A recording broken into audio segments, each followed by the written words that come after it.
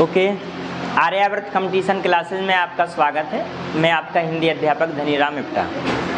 देखिए, कल हमारा जो क्लास था उस क्लास में हमने वाक्य के बारे में बात की थी और वाक्य में हमने आपको बताया था कि जो वाक्य होते हैं आपके, ये दो प्रकार से होता है। इनकी वर्गीकरण जो है इनका दो प्रकार से होगा। तो जो वर्गीकरण है उसमें हमने दो भागों में बांटा वाक्य को। कल हम लोगों ने ये जान लिया था, ठीक है। कल हम लोगों ने ये बात जान ली थी कि जो वाक्य है वो दो प्रकार से बटेगा। एक हो जाता है रचना के आधार पर, ठीक है, रचना के आधार पर, और एक जो होता है ये होता है अर्थ के आधार पर। तो हमने आपको ये बताया था कि रचना के आधार पर वाक्य जो होते हैं वो तीन हैं। एक है सरल, यानी इनमें सब में वाक्य जुड़ जाएगा, सरल वाक्य, संयुक्त वाक्य और आपका मिश्रित वाक्य। मिश्रित वाक्य या इसी को हम लोग कह देते हैं मिश्र वाक्य, इसी को कह देते हैं मिश्र वाक्य, ठीक है। ये हमने जान लिया। अर्थ के आधार पर जो होते हैं ये 8 होते हैं, ठीक है। सबसे पहला इसमें होता है विधानवाचक, प्रश्नवाचक,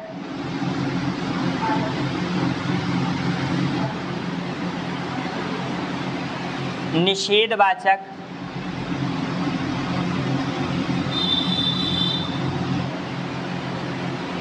आज्ञावाचक, विस्मयवाचक,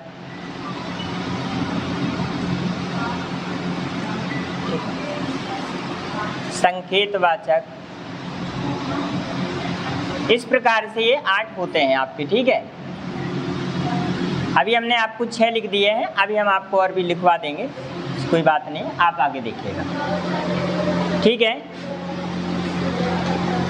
ठीक है, तो अब हम लोग इसमें जानेंगे, समझेंगे और इसको पढ़ेंगे एक एक करके।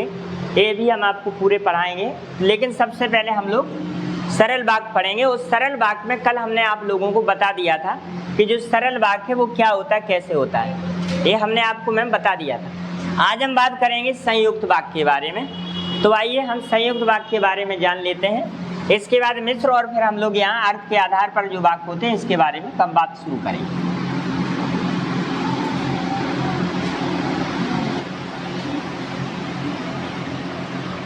देख, तो आज हमारा जो दूसरा वाक्य है वो है संयुक्त वाक्य। कौन सा वाक्य है? संयुक्त वाक्य। अब ये संयुक्त वाक्य क्या है इसे समझते हैं। देखिए, संयुक्त वाक्य में बस इतनी सी बात को समझना है आप लोगों को कि ऐसे वाक्य, ऐसा नहीं लिखना है ऐसे वाक्य, आप ऐसा लिखिए कि जब दो वाक्य किसी समुच्चय बोधक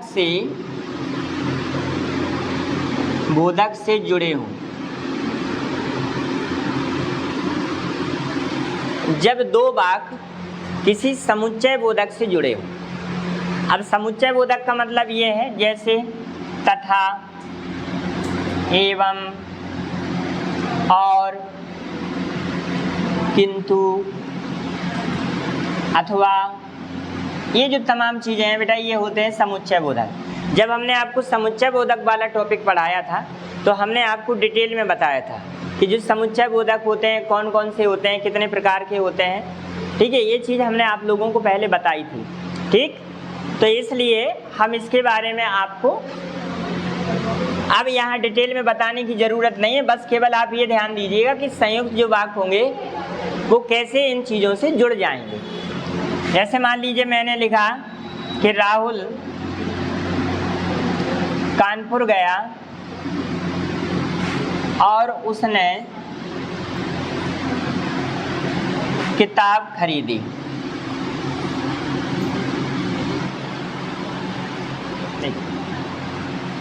राहुल कानपुर गया और उसने किताब खरीदी। एक सेंटेंस है राहुल कानपुर गया, उसने किताब खरीदी, ये दूसरा सेंटेंस है और ये आपका और से जुड़ गया। दूसरा है मैंने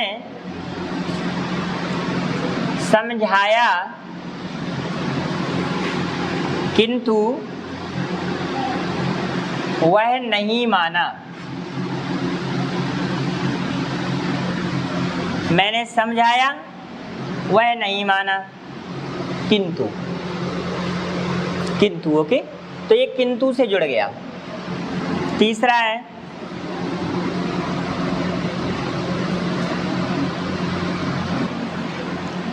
ध्यान से पढ़िए अथवा शांत रहिए।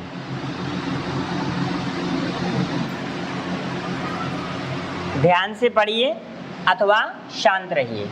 तो यहाँ पर जो दो वाक्य हैं, हम दो वाक्यों को क्या है किसी समुच्चय बोधक से ऐड कर दिया, तो यहाँ ऐसी जो चीज़ें होती हैं वो आपकी क्या कहलाती हैं, संयुक्त वाक्य होती हैं। तो ये बहुत सरल चीज़ है, आप इसे समझ लीजिए और नोट कर लिया तो नोट करिए, वरना हम लोग आगे इसको और पढ़ाएंगे।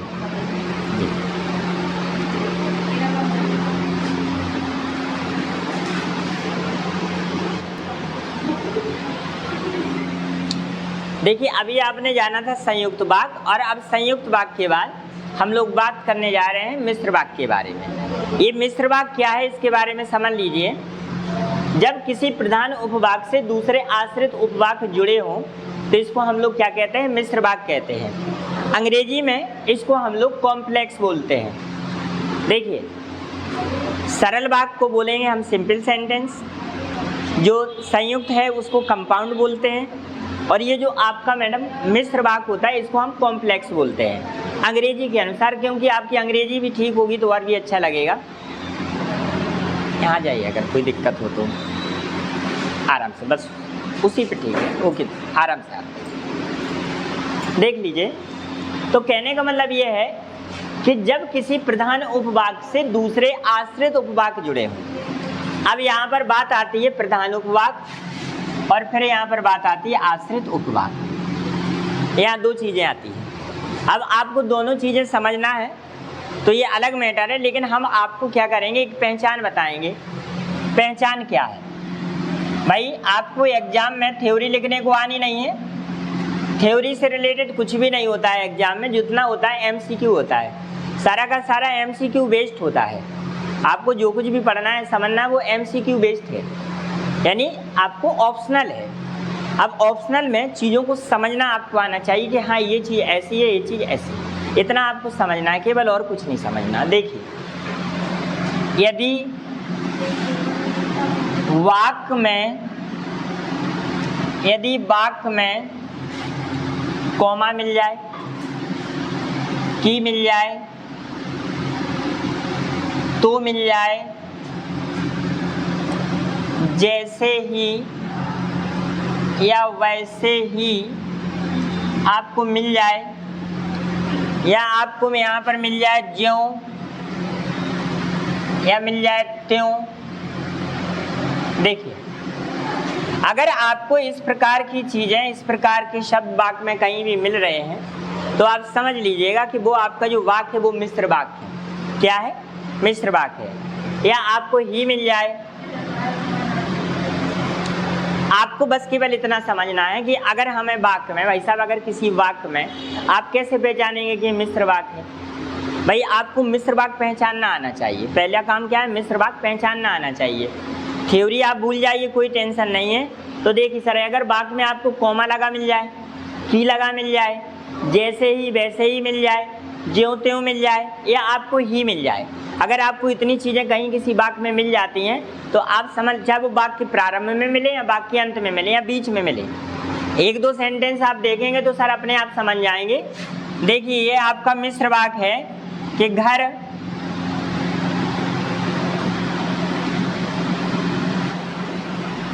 पहुँचते ही पानी बरसने लगा। घर पहुंचते ही पानी बरसने लगा। तो भाई साहब क्या आ गया, अब आपको ज़्यादा दिमाग नहीं दौड़ाना है, आपको सीधे कुछ वर्ड समझना है बस। दूसरा देखिए, ज्यों ही मैंने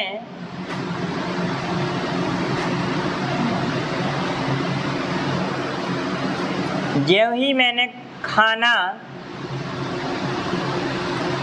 बनाया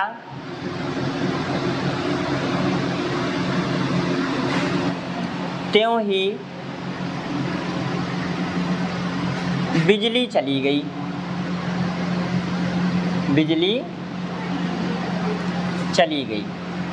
देखो भाई साहब, ज्यों ही मैंने खाना बनाया त्यों ही बिजली चली गई। अब आपको ज़्यादा ध्यान नहीं देना है, बस आपको इतना ध्यान देना है, ज्यों ही त्यों ही। तीसरा है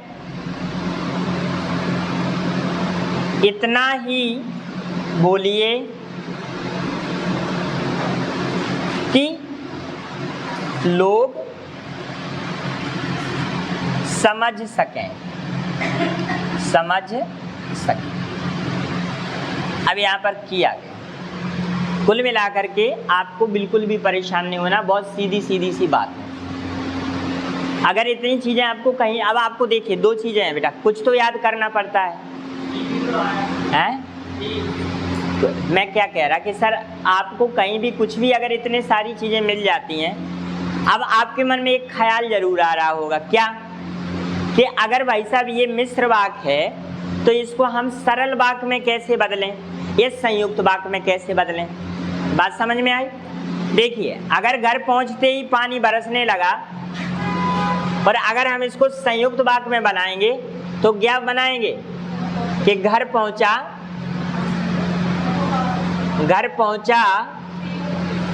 और पानी बरसने लगा।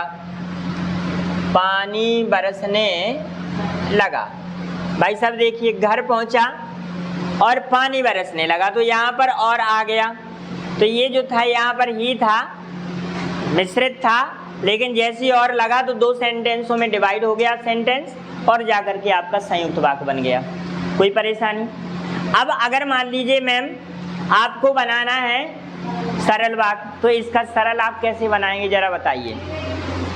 अब इसका सरल वाक्य बनाइए आप। तो हमें उम्मीद है कि आपको ये वाली भी बात समझ में आ गई होगी। ठीक है, तो इस प्रकार से आप लोग अपना भी बना करके कमेंट में लिख दीजिएगा। आपने जो बनाया है इसका सरल और संयुक्त बना के देख लीजिए। आपको अगर लगता है कि यहाँ पर कोई ऐसा सेंटेंस है जिसे आप ना तो सरल बना पा रहे हैं या ना संयुक्त बना पा रहे हैं, तो आप कमेंट में लिख कर भेज दीजिए, हम आपको तुरंत ही कमेंट का रिप्लाई देंगे और इसका सही बना के भेज देंगे। चलिए अब इसे मिटा दें। ताकि जो है ये समुच्चय बोधक है। ठीक है, हाँ समुच्चय बोधक है मैम। आपने कभी हमसे पढ़ा है पहले? आप पेज पलटिए जरा। इसमें नहीं लिखा, पेज पलटो गुड़िया, समुच्चय बोधक वाला चैप्टर निकालिए। इसमें आपने जो बताया सरल में आएगा संयुक्त या मिश्रित? कौन वाला? ताकि लगा देंगे। ताकि जब लगा देंगे तो ये सरल नहीं बनेगा, संयुक्त बन जाएगा मैम, क्योंकि समुच्चय बोधक का आप प्रयोग करेंगे ना। देखिए मैम, समुच्चय बोधक इसमें कहाँ है जरा देखिएगा। ये समुच्चय बोधक हैं सब, जोड़ने वाले, ये सब तोड़ने वाले। व्यधिकरण में देखिएगा मैम, ये लगा है यदि, ताकि, यद्यपि, ताकि, कारण लग गया। ये अभी इस सेंटेंस में किस में आएगा, संयुक्त में जाएगा या फिर? अभी जो बना है मैम इतना ही बोलिए कि लोग समझ सकें, ये मिश्र है। ताकि जो लग जाएगा वो इनमें किस में जाएगा? इतना बोलो ताकि, इतना बोलिए ताकि लोग समझ सकें, तो ये आपका संयुक्त में चला जाएगा। हाँ, लोगों के समझने लायक बोलिए, ये सरल आ जाएगा।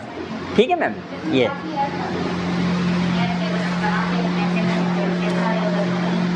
तो भाइयों लिख लिया? हाँ आपने दीदी? अच्छा दूसरी बात समझ में आ रहा यार? ठीक है बैठे हैं।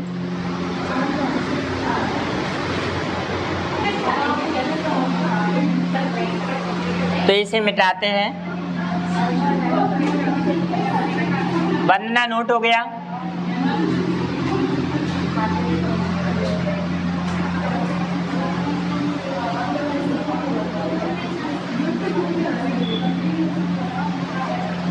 देखिए सर, अब हम लोग अर्थ के आधार पर पढ़ने जा रहे हैं। अभी बहुत टाइम है, आप प्लीज बैठे रहिए। 7 के पहले किसी को नहीं छोड़ा जाएगा आज। 7 बजे के पहले कोई क्लास ऑफ नहीं होगी और कल से मैं भी टाइम पर आऊँगा, कल से मैं भी टाइम पर आऊँगा, ठीक है। हमारी एक आध कोचिंग बंद होने जा रही तो हम उसको बंद कर देंगे, फिर हम उस टाइम पे कोई कोचिंग नहीं लेंगे ताकि हम आप लोगों को टाइम से आ जाएं। बात इतनी है, ठीक है, क्योंकि सर्दियाँ आ रही, वैसे ही भी ट्यूशन कम करनी पड़ेगी। अब आई भैया दूसरा जो है अर्थ के आधार पर। किसके आधार पर? अर्थ के आधार पर। देखो बेटा, अर्थ के आधार पर जो पहला होता है ये होता है विधानवाचक। क्या होता है? विधानवाचक। ये विधानवाचक से क्या मतलब है इसे समझिए। ये विधानवाचक जो है इसका मतलब क्या है, जरा इसे समझिए आप कि भाई ये विधानवाचक क्या है। विधान का मतलब होता है प्री प्लान। ऐसा कोई भी सेंटेंस, ऐसा कोई भी वाक्य जो प्री प्लान हो। कहने का मतलब ये है सर, जब वाक्य में कोई कार्य विधि पूर्वक होना बताया जाए। देखिए सर, जब वाक्य में कोई कार्य विधि पूर्वक होना बताया जाए, भाई कोई काम होना है वो विधि पूर्वक हो रहा है। कोई भी काम है और काम विधि पूर्वक है। विधि पूर्वक से मतलब आप समझ गए ना सर, जो भी काम होगा वो विधि पूर्वक होगा। विधि पूर्वक का मतलब ये होता है सर, आपका कोई भी काम है विधि पूर्वक काम चल रहा है। भाई काम कुछ अनायास हो जाते हैं और कुछ विधि पूर्वक होते हैं। विधि पूर्वक काम क्या होता है सर? प्लान, यानी आपको वो काम होने में पूरा प्लान नजर आएगा कि ये काम प्लान के साथ हुआ है। भाई मान लीजिए हम कहें थोड़ी देर के लिए कि माँ खाना बनाती हैं, तो खाना बनाना कोई प्लान नहीं है, वो अभ्यास है। रोज बना रहा है, रोज बन रहा। मैं कहूँ मैं विद्यालय जाता हूँ, तो विद्यालय जाना कोई प्लान नहीं है सर, ये सरल वाक्य है। मैं विद्यालय जाता हूँ, ये एक सरल वाक्य है। क्यों? क्योंकि वो कोई प्लान में नहीं है, वो तो रोज का काम है। जो रोजमर्रा हो रहा है वो प्लान नहीं है सर। प्लान क्या है? जिसमें कोई विधि दिखाई दे। कैसे? अगर मैं आपसे बोलूं कि प्रधानमंत्री लाल किले पर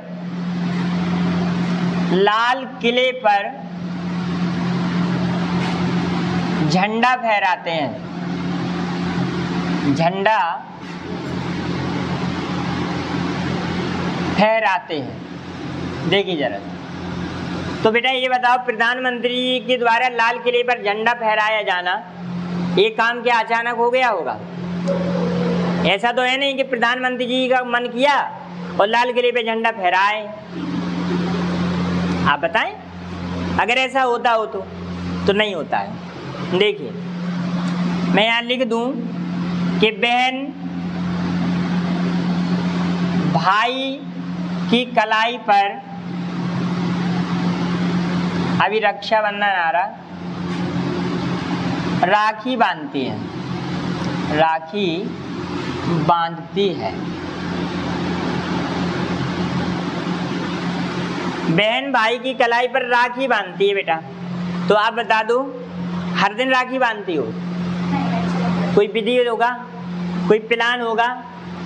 बताएं सर, अगर मैं गलत कह रहा तो। ये बात पूरा का पूरा सरल लग रहा, क्यों? बहन है करता और भाई की कलाई पे राखी बांध रही, ये है उसका काम। जब वाक्य में एक उद्देश्य और विधेय हो तो वो सरल वाक्य होता है। लग रहा है सरल वाक्य, लेकिन सरल वाक्य है नहीं। क्यों? देख लीजिए, क्योंकि वाक्य में प्लान नजर आ रहा, एक पूरा प्रोग्रेस समझ में आ रही कि हाँ भाई ये काम जो भी हुआ है विधि के साथ हुआ है, बिना विधि के ये काम संभव नहीं है। समझ गए ना सर? कोई प्लान वर्क अगर नजर आ रहा तो। अगर मैं थोड़ी देर के लिए यहाँ पर लिख दूं, घर के सभी लोग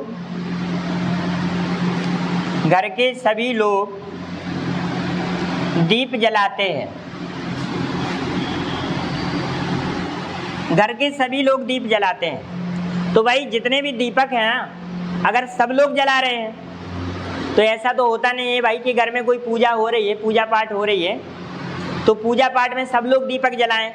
ड्यूटी लग जाती है, बोले लला तुम आज दिया जला लो, ऐसा बोलते ना, बोले आज बूढ़ी अम्मा ने जला दिया, कर दादाजी जलाया है, परसों पिताजी चले गए, मम्मी चली गई।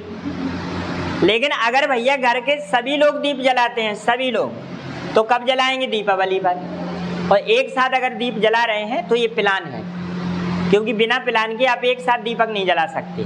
तो बेटा ये जितने भी वाक्य हैं, जिन भी वाक्यों में आपको किसी काम का विधि पूर्वक करना बताया जाए, वो काम विधि पूर्वक बताया जा रहा होगा करना, तो ऐसी स्थिति में आपका कौन सा वाक्य हो जाता है? विधानवाचक वाक्य होता है। तो आज की क्लास में हमने आपको इतना ही पढ़ाया है। कल हमारा कंटिन्यू रहेगा। कल जो समय होगा, कल है गुरुवार, और गुरुवार यानी 3 दिन हम आप लोगों को संस्कृत पढ़ाते हैं और सैटरडे को टेस्ट लेते हैं। तो सैटरडे को, इस शनिवार जो आपका टेस्ट होगा, ठीक है, जो शनिवार को टेस्ट होगा, मैं अभी आपको बता रहा हूँ,